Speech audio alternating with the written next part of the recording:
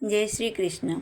હિન્દુ પંચાંગ અનુસાર દર વર્ષે અષાઢ માસમાં શુક્લ પક્ષની એટલે કે અષાઢ સુદ 11ના દિવસે દેવપોઢી એકાદશી આવે છે. આ પવિત્ર દિવસથી જગતના પાલનહાર ભગવાન વિષ્ણુ ક્ષીરસાગરમાં શેષ નાગની સયા પર પૂરા 4 મહિના માટે યોગ નિંદ્રામાં પોઢી જાય છે.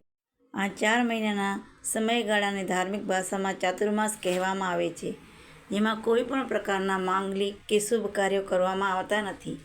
આ આખા સમયગાળો માત્ર ભક્તિ, તપ અને આરાધના માટે સંપૂર્ણપણે સમર્પિત હોય છે. દેવપોઢી એકાદશી સાથે જોડાયેલી પૌરાણિક કથા અત્યંત રસપ્રદ છે અને તે ભગવાનની ભક્તિને અદ્ભુત મહિમા સમજાવે છે. સતયુગમાં બલિ નામનો એક અત્યંત શક્તિશાળી અને દાનવીર રાજા હતો, જેણે પોતાના અસીમ તપોબળથી ત્રણેય લોક પર પોતાનો અધિકાર જમાવી દીધો હતો. દેવતાના આગ્રહથી ભગવાન વિષ્ણુએ બલિનો ગર્વ ઉતારવા માટે વામન અવતાર ધારણ કર્યો અને એક સામાન્ય બ્રાહ્મણનું રૂપ લઈને તેની પાસે ભિક્ષા માંગવા પહોંચી ગયા. જ્યારે રાજા બલિએ વામન ભગવાનને કંઈ પણ માંગવાનું કહ્યું ત્યારે ભગવાને માત્ર 3 ડગલા જમીનની જ માંગણી કરી. રાજા બલિ આ સાંભળીને હસી પડ્યો અને તરત જ પોતાની સંમતિ આપી દીધી. પરંતુ ભગવાનને જોતજોતામાં પોતાનું વિરાટ સ્વરૂપ ધારણ કરી લીધું.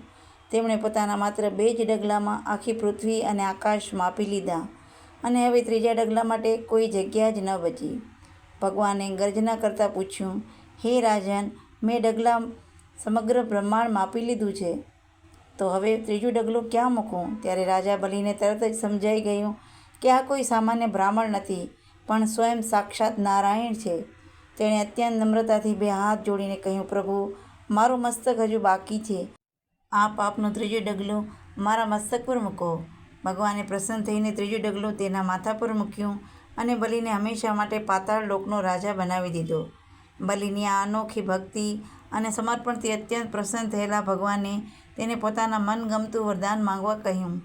રાજા બલિએ વરદાનમાં માંગ્યું કે હે પ્રભુ, આપ કાયમ માટે મારી સાથે પાતાળ લોકમાં નિવાસ કરો અને મારા મહેલના ચોકીદાર બનીને રહો.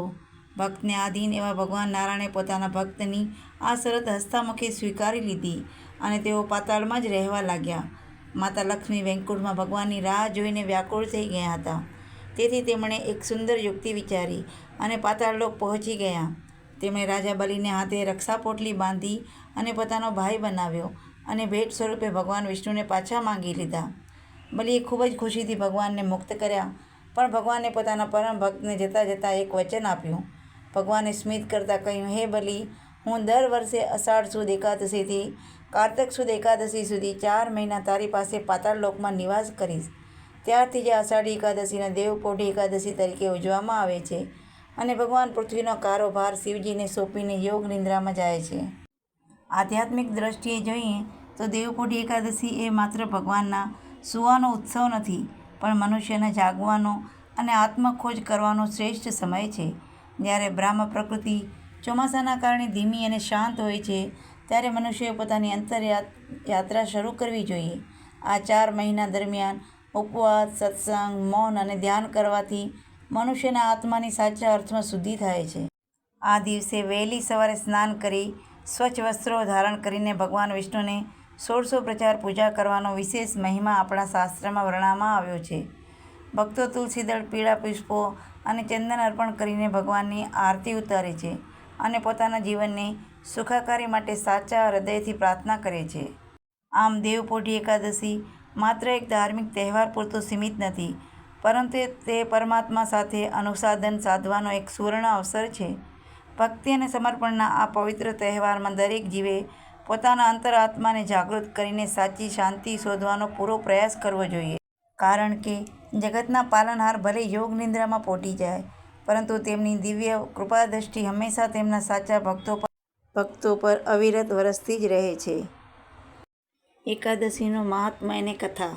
યુધિષ્ઠિરે પૂછ્યું, હે કેશવ, અષાઢ સુધી એકાદશીનું શું નામ છે? તેના કયા દેવ છે? તેના વ્રતનો કેવો પ્રકાર છે? તે કહો. આ આશ્ચર્યકારની કથા બ્રહ્માએ નારદને કહેલી છે. બ્રહ્માજીએ કહ્યું, હે મુનિ શ્રેષ્ઠ નારદ, આ એકાદશીથી બીજું કોઈ વધારે પવિત્ર નથી. કષ્ટ વેઠીને પણ અષાઢ સુધી એકાદશીનું વ્રત પ્રયત્નપૂર્વક કરવું જોઈએ. અષાઢ સુધી એકાદશી પદ્મા એ નામથી પ્રચલિત છે. તેનું વ્રત નારાયણ ભગવાનની પ્રાપ્તિ માટે કરવું. માધાતા નામે સૂર્યવંશી રાજા હતા. તે સત્ય પ્રતિજ્ઞાવાળા અને પ્રતાપી હતા.